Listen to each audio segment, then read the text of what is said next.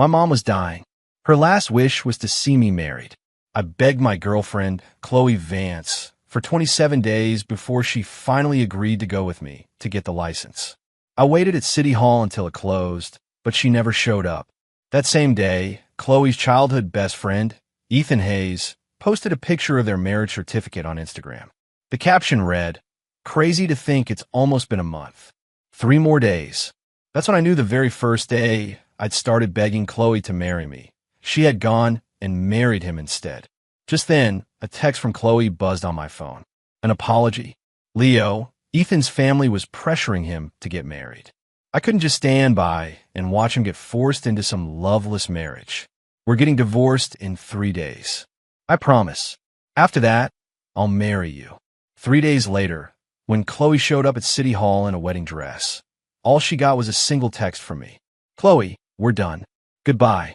I stood in a hospital morgue, staring at my mother's face as tears streamed down my cheeks. She had raised me all by herself, never asking for a single thing. And I couldn't even grant her this one last wish. When I first learned how sick she was, I'd asked Chloe, my girlfriend of 6 years, to marry me. I just wanted Mom to know that after she was gone, I wouldn't be alone. I begged her for 27 days. Chloe kept putting me off. Day 1, Ethan's car broke down. She had to go pick him up. Day 2, she was helping Ethan move. No time. Day 26, Ethan had a stomach bug. She had to go take care of him. If Ethan hadn't posted that picture today, I'd still be in the dark. I had invented 1,000 excuses for Chloe, but never once did it occur to me that she was already married. I knelt by my mother's bedside until evening when Chloe finally called. Her voice was as gentle as always. "It's so late. Why aren't you home yet? Where are you? I'll come get you." I opened my mouth, but no words came out. Before, I would have pretended to be mad so she would coax me out of it. Then I'd have waited happily for her to pick me up. But now I couldn't manage a single kind word for her. Chloe's voice turned anxious. "Leo, where are you right now?" "The hospital." She froze, as if only just remembering that I've been taking care of my mom for weeks. "Wait for me. I'm coming to the hospital to be with you." After we hung up, I swallowed my grief and stood up to start making the arrangements for Mom's funeral. But 10 minutes later, another text arrived. "Leo, I have to help Ethan with a family dinner. I'll come see your mom next time. I promise." I wasn't surprised. For the last 2 years, the thing I'd heard most from her was, "Next time, I promise." Missed our anniversary? "I'll make it up to you next time." Bailed on visiting my mom? "Oh, I'll definitely come next time." Postponed getting our marriage license? "I'll be free tomorrow for sure." She knew I would always forgive her. That's why she could hurt me so recklessly. But this time, there would be no next time because my mom was out of next times and I was done forgiving her. I didn't go home that night. I stayed at the hospital. Chloe sent a barrage of texts and called me countless times. I didn't look at them. I didn't answer. The next morning, I went to the office early to prepare my resignation paperwork. Chloe was the founder of the company. I was just a designer. I had been with her since she had nothing, helping her build her dream from the ground up. But now, my position in the company had become insignificant. If I disappeared, Chloe wouldn't even notice. Just as I was printing my 2 weeks' notice, Chloe appeared behind me. Under her gaze, I calmly collected the paper from the printer. She looked at me, her tone soft. "All done printing?" "Yeah." She didn't seem to register my coldness. She cleared her throat. "Leo, can you come to my office for a minute?" The moment I was called away, the office erupted in whispers. "Did you guys hear Vance is married for real? No wonder her. And Leo never went public. Always so secretive. Turns out he's the other man." And Leo always went on about how much he hates cheaters. What a hypocrite. My own father had abandoned my mother and me for another woman, leaving us to struggle for half our lives. And now, thanks to Chloe, I was being called the other man. In her office, Chloe tried to hug me. I took a step back. "Chloe, this is the office." She frowned. "Don't be mad. How about I go with you to see your mom tonight?" I shook my head. "There's no need. My mom is dead, and besides, I never want her to see you again. If she knew people were calling me the other man because of you, she'd be furious with me." Chloe seemed to sense something was wrong. After a moment of silence, she said, "There are only 2 days left until Ethan and I can get a divorce. then we can get our license. She handed me a gift box. This is a high-end wellness basket I got for your mom. It's full of rare ginseng to help her get her strength back. I stare at the basket, a little stunned. Her gesture was far too late. My mom didn't need it anymore. Seeing my silence, a flicker of anxiety crossed Chloe's face. She was about to speak when her phone rang, a sharp, urgent ringtone that shattered the moment. She glanced at her phone, then at me, hesitated for a second, and walked out of the office. I knew it was Ethan. He was, after all, her legal husband. My heart felt nothing. I didn't care anymore. After she left, I submitted my resignation. The VP of HR, a man named Mr. Peterson, seemed to have been expecting it. Leo, I'm sure Chloe will make sure you're well taken care of. I bit my lip, the absurdity of it all hitting me. It seemed everyone in the company saw me as Chloe's kept man, a piece of arm candy she supported. They assumed she had everything planned out for me, but no one believed I was her actual boyfriend, the one whose heart she had just shattered. As I was leaving the company for the last time, I ran into Chloe and Ethan by the elevators. Seeing me, Chloe's eyes darted around nervously. She instinctively started to explain, "Don't get the wrong idea. I brought Ethan here." Before she could finish, Ethan wrapped his arm around her shoulder to tour my wife's company. I said nothing. Ethan spoke again, a smug, challenging look on his face. "You don't mind, do you, Leo?" I silently stepped out of the elevator to let them pass. Chloe looked at me, her eyes filled with hesitation, but Ethan pulled her away before she could say a word. That afternoon at the crematorium, I watched as my mother was turned to ash. I placed her urn in a niche at the memorial park and stayed until nightfall. Chloe never showed up, not even a text. I didn't care. Without her distractions, my mother could rest in peace. I knew my mom's spirit wouldn't want me entangled with her anymore. She certainly wouldn't want to see me marry her now. Our 6-year relationship was finally completely over. I walked home from the cemetery. I hadn't walked alone at night in a long time. It used to be my mom holding my hand. There was Chloe on my arm. From now on, I would walk alone. I'll get used to it, I told myself. It was after midnight when I finally got back to my apartment. The living room light was on. Chloe was on the sofa, typing on her phone. When I walked in, the frown on her face smoothed out. She rushed over and tried to grab my hand. "Where have you been? You weren't answering your phone or texts." I was about to call the police. "You know that." I flinched, pulling my hand from her grasp. I was with my mom. I didn't want her to be disturbed. At the mention of my mom, Chloe remembered what she'd said earlier, and a look of guilt crossed her face. Then her expression shifted to one of hopeful anticipation as she solemnly pulled a small box from her pocket and handed it to me. I took it automatically. Inside was a pair of wedding rings. I froze.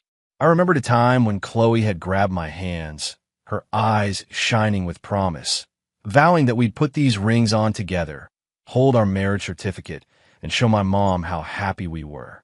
I had waited for that day, dreamed of it more times than I could count.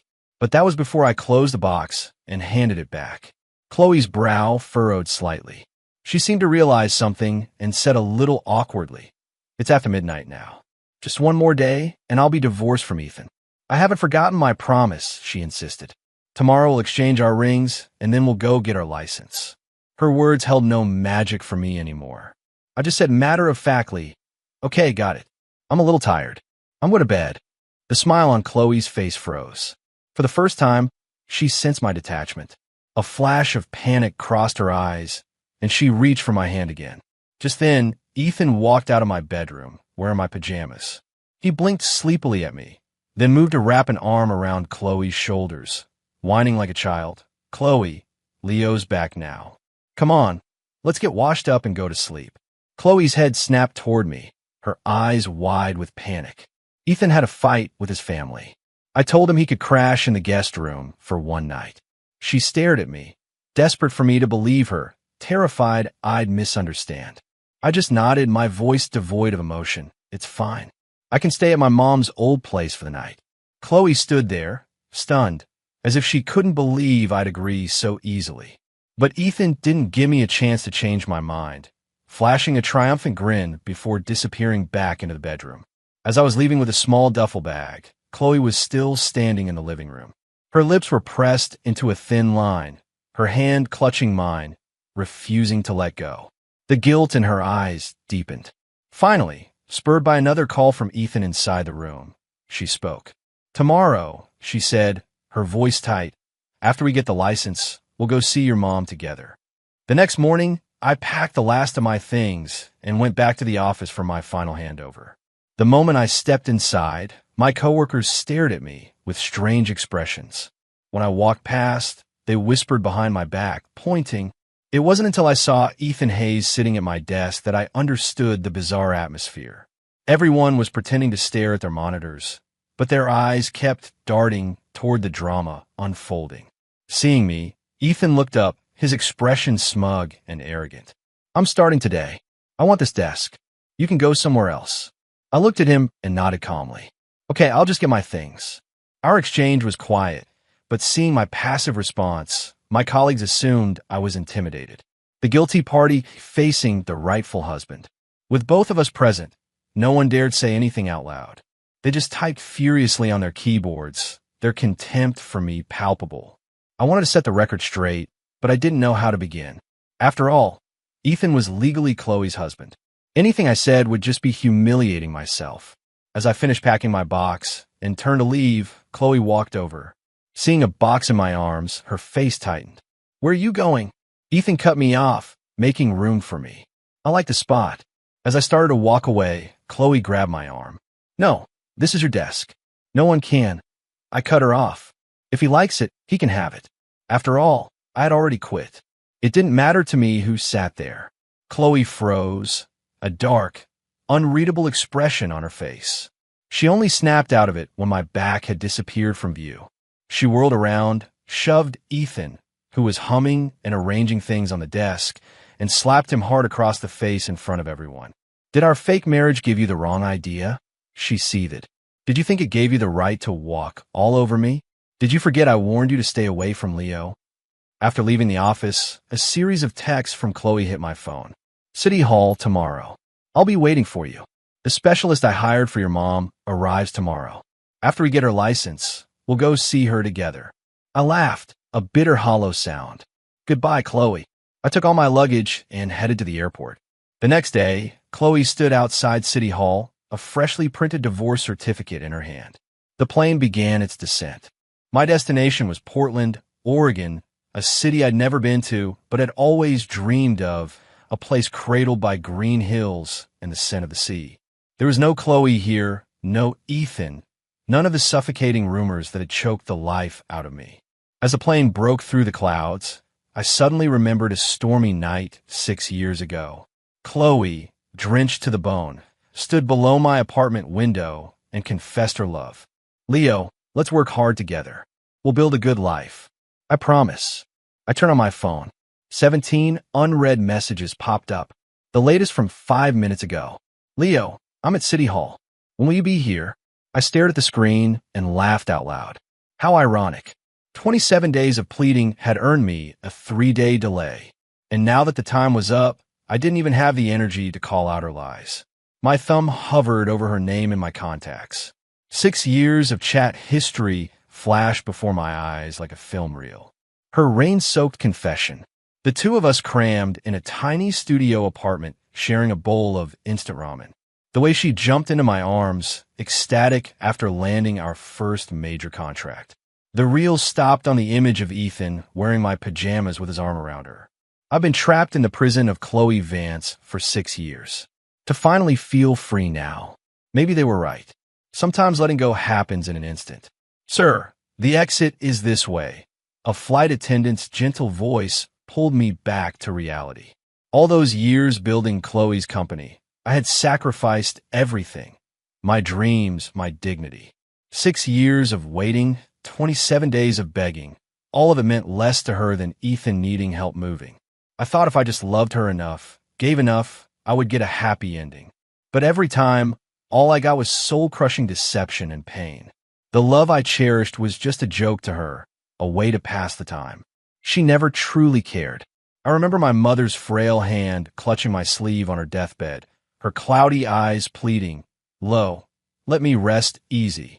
Tears dripped onto my phone screen, blurring Chloe's last message. The phone vibrated. It was her again. I declined the call. Then I deleted and blocked her number, her social media, everything. I was severing the 6-year delusion with my own hands. If you choose to leave, you can never look back. Outside City Hall, Chloe stared at her phone, the divorce certificate clutched in her hand. The last message she'd sent was now marked with a glaring red exclamation point. Message sent. Delivery failed. A metallic taste rose in her throat. Chloe, Ethan, dressed impeccably in a tailored suit, ran out after her. His hair perfect, his face twisted into a smirk. He's gone. You really expect that loser to come back and beg you? The glass door reflected her bloodshot eyes. The second Ethan's fingers touched her sleeve, she violently shook him off. Chloe spun around, shoving him so hard he stumbled back against a marble pillar. She heard her voice, trembling with suppressed rage. Are you done with your act, you bastard? What did you say? Ethan's pupils contracted 27 times. Chloe laughed, a chilling sound. The sharp edge of the divorce certificate cut into her palm. In the 27 days, Leo begged me to marry him. You had a stomach bug 12 times. Your car broke down 7 times. You had a fight with your family 4 times. And even your damn chihuahua had acute gastritis twice. Ethan, do you really think I'm an idiot? A few young couples waiting to get married nearby sneakily raised their phones. The color drained from Ethan's face. You're the one who agreed to help me deal with my family. Now you're playing the victim. Where was all this devotion when Leo was actually here? Shut up. Chloe slammed her hand on the electronic cueing screen. You knew his mother. The cracked display reflected her distorted face. All the moments she'd purposely ignored came flooding back. The image of me at 3 a.m. hunched over a drafting table. My trembling fingers as I held my mom's test results. The sound of my suitcase wheels rolling across the tile floor the last time we saw each other. Ethan took a half step back, terrified by the look in her eyes, then straightened up. What's with the heartbroken act now when he was begging you to get married? Weren't you the one complaining? Didn't you say he was emotionally blackmailing you with a terminal illness? I told you to shut your goddamn mouth. Her shout sent a flock of pigeons scattering from the window ledge. When security guards rushed in with batons, they saw the famously aloof Ms. Vance, red-eyed and clutching her ex-husband's collar like a cornered lioness.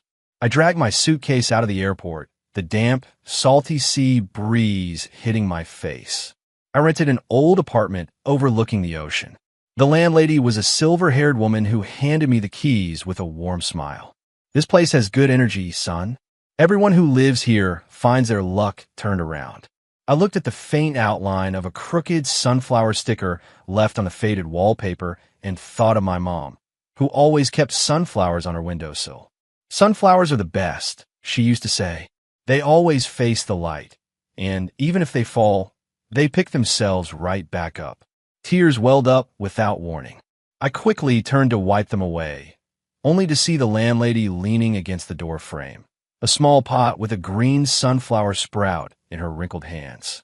The last tenant left it, she said, placing the pot in my arms. Her smile was full of gentle warmth. I have a feeling it was meant for you. 3 days later, I had an interview at a small independent design studio. I pushed open the glass door of the beachfront office, a portfolio under my arm. The sea breeze rustled the design sketches inside.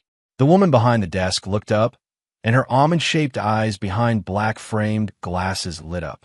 This series, wasn't this part of the International Emerging Designers Expo 2 years ago? Her fingertip tapped on the very designs Chloe had forced me to withdraw. Her voice was smooth like a polished stone. This was called Captive Burr, right? I froze. I had submitted those sketches in secret while I was helping Chloe start her company. Later, Chloe said the company needed to maintain a low profile and made me pull them. I never thought anyone would remember. Yes, that was me. I clenched my fists. The memory of curling up in the company's supply closet late at night to draw came rushing back. Chloe bursting in, splashing coffee on my draft. Clients want commercial pieces, she sneered. What's the value in these broken feathers? They had immense value. It's just a shame we never saw the rest of the collection, the woman said. She stood up, her long fingers tracing the struggling bird motif on the page. A person who can draw freedom while their own wings are clipped is interesting in his own right. The woman, who introduced herself as Clara Reed, pushed her glasses up, her eyes curved into crescents. I was a judge on that panel. I gave you the highest score. You know, report for work tomorrow. I'll triple your previous salary. The only condition is that you have to finish the Captive Bird series. Deal. Ms. Vance. Mr. Hayes is here again, her assistant Laura said hesitantly from the doorway. Tell him to get lost. Chloe hurled her phone at the floor.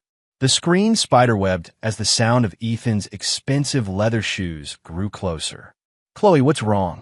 Did Leo really dump you? He dangled the keys to a new sports car, a mocking smirk on his face. The whole world knows you dropped your new husband for your old flame. Such a tragic love story. You have the nerve to mention his name. Chloe shoved him away with a force that seemed impossible for her size. If you hadn't begged me for a fake marriage, Leo would never have left. Ethan stumbled, but caught his balance, his smirk widening. Who was it that said, Ethan, I'll always be on your side? Who said, we'll get divorced as soon as my family is off my back? Now it's all my fault. He slowly stood up, brushing off his suit. Chloe, you've been using my father's resources to prop up this company for years. Are you really trying to cut me loose now? The glass walls reflected their distorted figures like a grotesque puppet show. Chloe looked at the little brother she had cared for since they were kids and felt a terrifying sense of unfamiliarity. You planned all of this, didn't you? You deliberately timed the marriage for when Leo's mother was dying. You deliberately posted that picture to provoke him. So what if I did?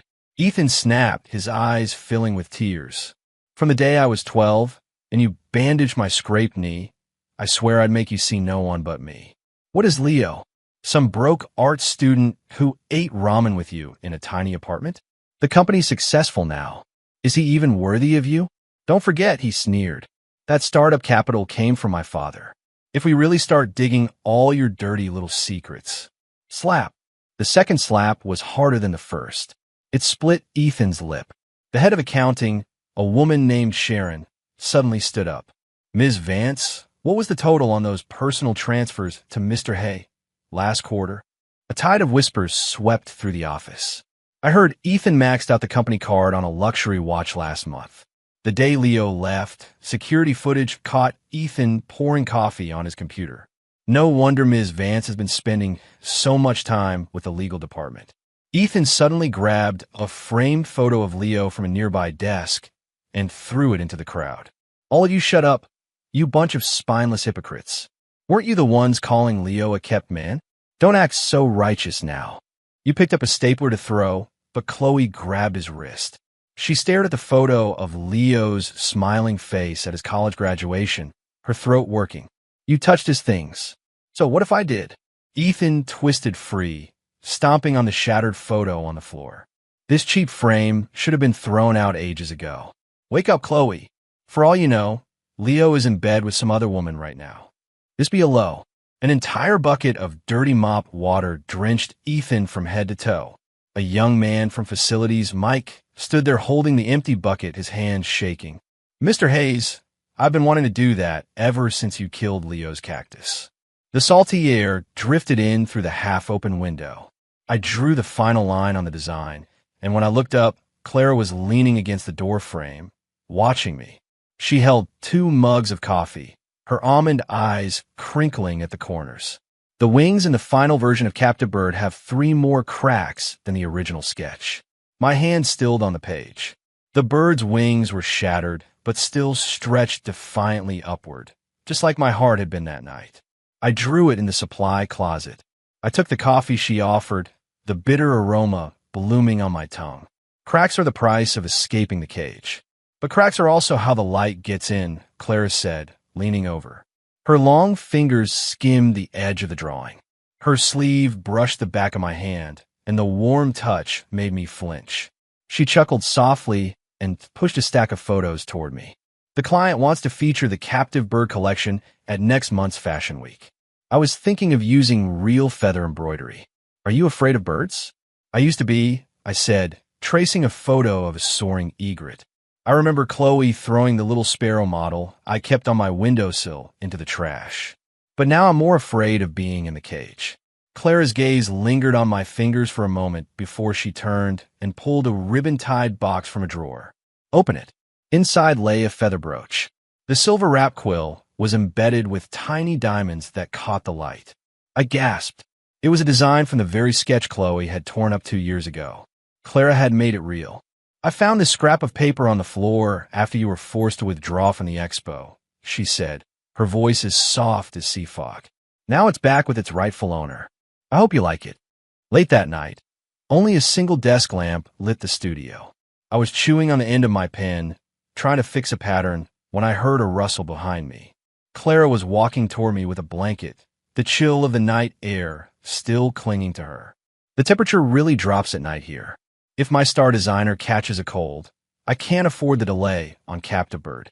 I only then realized I was in a thin shirt, but a soft wool blanket was already draped over my shoulders.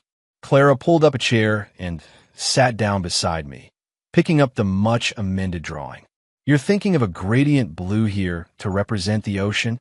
Yeah, but I can't find the right fabric. I'll take you somewhere tomorrow, she interrupted. Her eyes behind her glasses reflected the warm lamplight. Close your eyes. I did as she said. In the darkness, my sense of smell heightened.